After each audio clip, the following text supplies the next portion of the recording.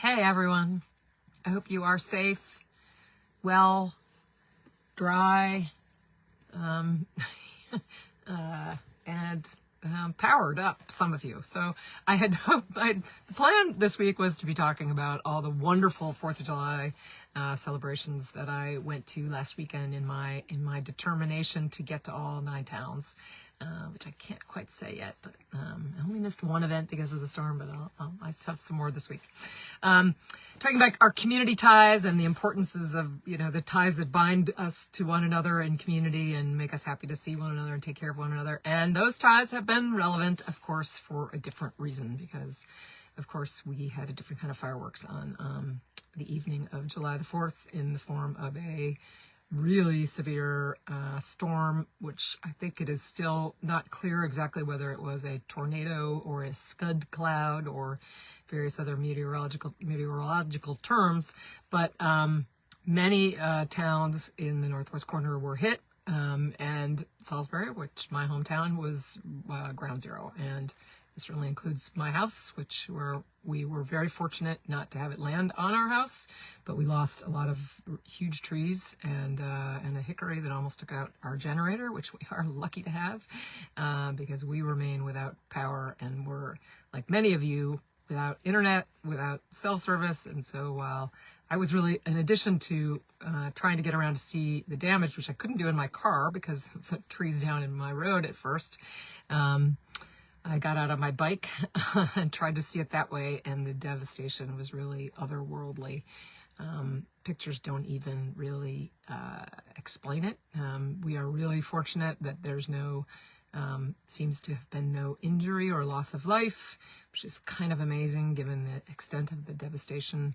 And now we are in the cleanup phase, or not the cleanup, we're going to be doing the cleanup phase for a long time. But what's happening in Salisbury and in other towns is that at first it was the front loaders out moving large trees out of the way where they could do so safely, just so people could get out of their homes. Like me, I couldn't get to town.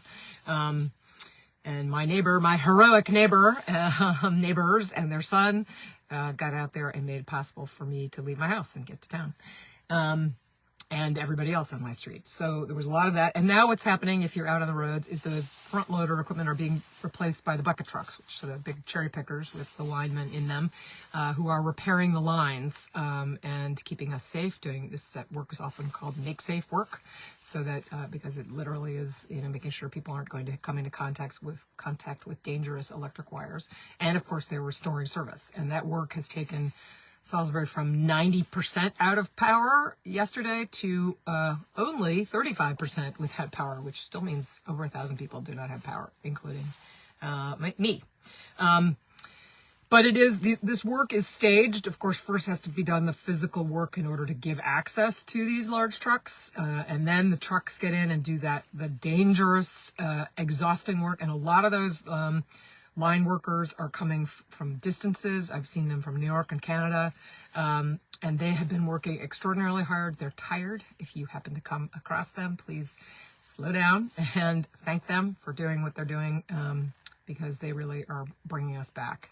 But again, the work is staged so that dangerous work gets done. And once Eversource clears that, the danger and the restoration of power, then other work can resume, like the final cleanup, which will probably happen a good while in the future, but also work like restoring access to cable and internet. So I, for example, have cable and internet from Comcast, and I still do not have that. And I spoke to Comcast today, and they will be, once the Eversource gives them the all clear, they can get in and really get at that work. They're doing some of it now on the outskirts where they can do it safely, but really they can't do the major work until Eversource clears it.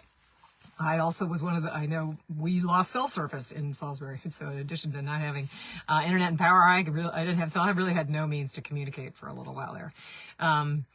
Cell service is now largely back. There was damage to the towers, and there were generators that were supposed to back them up when they didn't have power, but those generators weren't working adequately, and those have been addressed, at least for now. So at my house, I at least have workable cell service, if not quite as robust as it was. And I hope that's true for you and the rest of the town. I mean, assuming you had it to begin with. And I know there are many holes in our area in terms of cell service to start off with. Today, at noon today, I met with a group of federal, state, local officials, including Senator Blumenthal, Congresswoman Jahana Hayes, who else? Curtis Rand, first selectman of Salisbury, and Barrett Prince, one of the other selectmen. Demas was there. That's the Department of Emergency Services. Department of Emergency Services and Public Protection. Chris Bernier. And Jackie Rice, of course, from the Salisbury Volunteer Ambulance Squad, to really talk about how to coordinate, what we're hearing, what we're learning from each other, how to best communicate. We are getting, because cell services back, we're able to communicate in a more traditional way. But for a while there, really, these in-person conversations that were really the only way to communicate. And we did, in addition to being substantive, laugh about the various rumors we had to kind of quell because they start up and we'd check with each other and find out that that wasn't actually quite right. So that was a really productive meeting. I'll share just a couple updates from that. I do have a lot of notes today, so excuse me. For a lot of questions about declarations of states of emergency. So several towns affected have declared states of emergency, and that is largely done as a sort of first step among many to get access to state and federal funds in the event of an emergency. So, for example, FEMA funds. In order to be eligible for FEMA funds, you need to have that declaration of emergency. You also need to have a statewide declaration of emergency, but you also need to have cleared certain thresholds, both at the county level and the state level, for the amount of the damages. And in Litchfield County, that means about $900,000 of damage.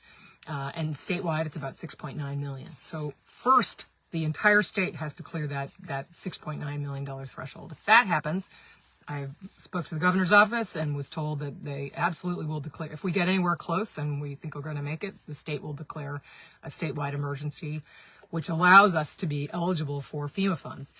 This is where it gets a little conditional because we're eligible for them, but that doesn't mean we will get them. So, but we will do everything we can in order to maximize our chances for that. So we're keeping tabs on that. Although the progress is amazing, there are still 35% of the people in Salisbury, as of my last check, which is about 1,028 people, still do not have power. Again, that includes me. So Eversource, though, is projecting that 99% of all customers who lost power as a result of the storm should be restored by 11:45 p.m. We have been paying attention to particularly vulnerable locations, for example, Noble Horizons, the nursing home in Salisbury. That is expected to be powered back by 6 p.m. today. Again, I can't say enough about all the people who made this work possible. And it is a lot of people whose job this is, professional, but have gone above and beyond. And a lot of volunteers in the community who have brought their skills and their energy and their public dedication to making this work. As you know, town road crews, DOT, Department of Emergency Services and Public Protection. I am going to miss all the acronyms, but it has been amazing how many people have joined together to make this work.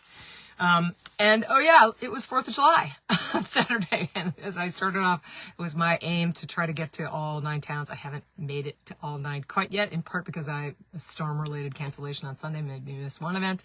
But there are still 2 upcoming events on the 8th, which I think is tomorrow, where Goshen and Washington will read the Declaration of Independence. And why July 8th, you ask? Because that is the day that the Declaration of Independence was first read aloud. It was adopted on the 4th, but it was first read aloud outside Independence Hall in Philadelphia on the 8th. So Goshen and Washington are going to acknowledge that event, and I'm going to try to get to one of them, because I can't go to both because they're at the same time. And the last thing that I wanted to just note is a really interesting development, or an interesting event coming up, which is organized by the comptroller with the governor's office, and it is a citizens' assembly. And this has happened in other parts of the world. I don't know whether it's happened in the U.S., but it is. I have read about it. I have a couple of dear friends in other parts of the country who have been involved in this. And so when Sean Scanlon came to me to tell me what he was doing, I was really excited. And it basically is a let's see, brings together 100 randomly selected residents to brainstorm, in this case, property tax.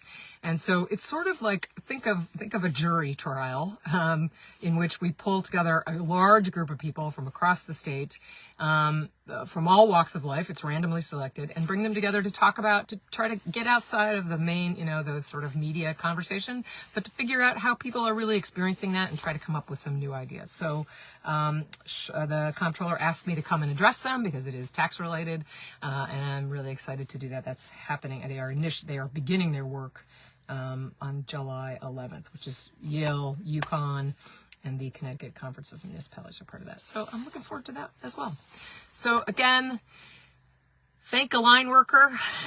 Take care of yourself and your neighbors. I have heard so many stories of people out, on foot, on their bike, taking care of their neighbors and watching out. We have been really fortunate that people have not been harmed by not been physically hurt by this. There is a lot of damage that we will have to work our way through, and scars on the landscape that will be here for decades to come. So take care, and I'll see you soon.